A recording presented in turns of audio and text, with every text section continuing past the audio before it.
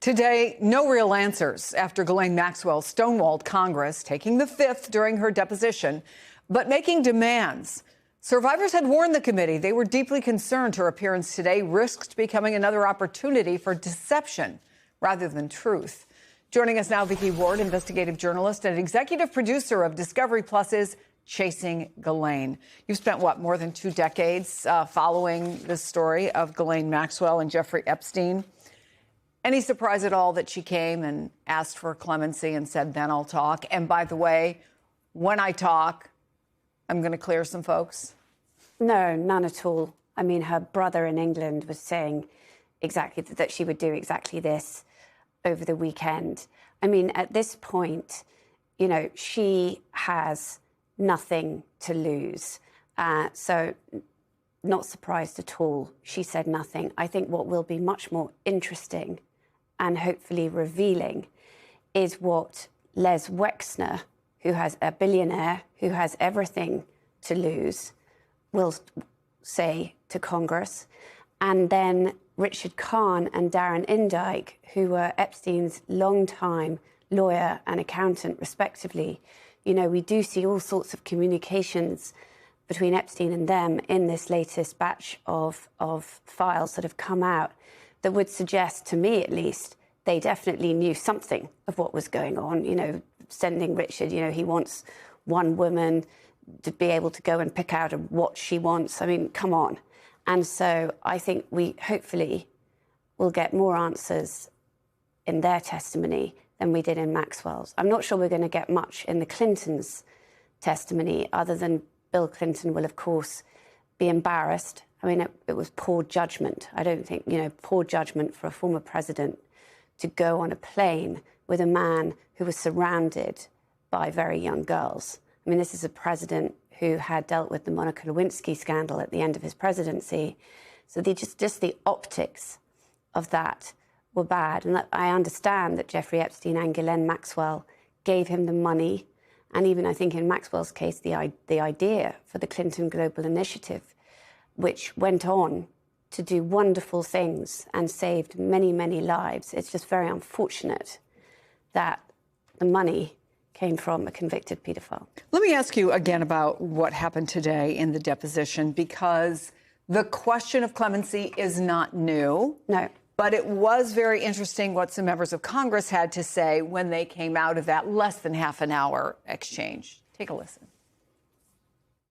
The attorney for Ms. Maxwell said that she has no indication and would say that neither Presidents Trump or Clinton are culpable for any wrongdoing. The fact that Andy Biggs walked out of that room and delivered the message that Ghislaine Maxwell wanted was exactly what she wanted to send to Donald Trump.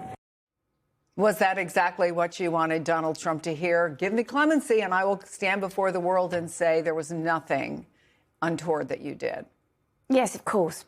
But it's kind of meaningless because she's already said that in that ridiculous interview she did with Todd Blanche, in which, you know, it was filled with untruths. And this is a woman, let's not forget, who's been convicted of perjury.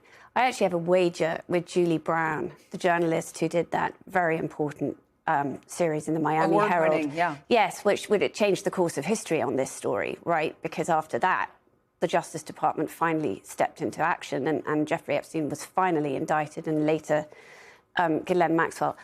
My view on this, I know the president a little, is that he will not pardon Ghislaine Maxwell because there's nothing in it at this point for him. Julie Brown thinks on his way out that he will, so we'll see. If she would answer questions truthfully, yes. How much does she really know? If Ghislaine Maxwell was able to stand outside of herself, she has a really extraordinary story to tell, beginning with her father. You know, a lot of Epstein's manipulative behavior, not just of young girls and of women, but of the global elite, comes from a sort of playbook that, in a way, was started by her father. But you've reported on that. I mean, it's been that. But in terms of making a case that for the survivors would mean some level of justice, What does she know? I think she knows everything. Everything. Yes. I think she knows everything. She was there. I mean, and when I sat through Ghislaine Maxwell's trial, you know, you heard from the survivors scene after scene of Ghislaine Maxwell being in the room as, you know, they were recruited and groomed. And then tragically, they in turn, some of them, recruited and groomed others.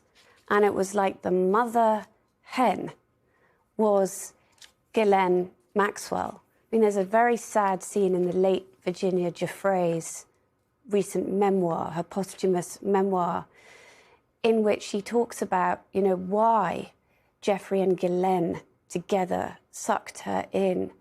And it was because in the moments when she wasn't being abused, Ghislaine Maxwell was almost like the mother she never had. That's when you think about that, I mean, think about the manipulation these vulnerable girls were so susceptible to. Vicky Ward, thank you so much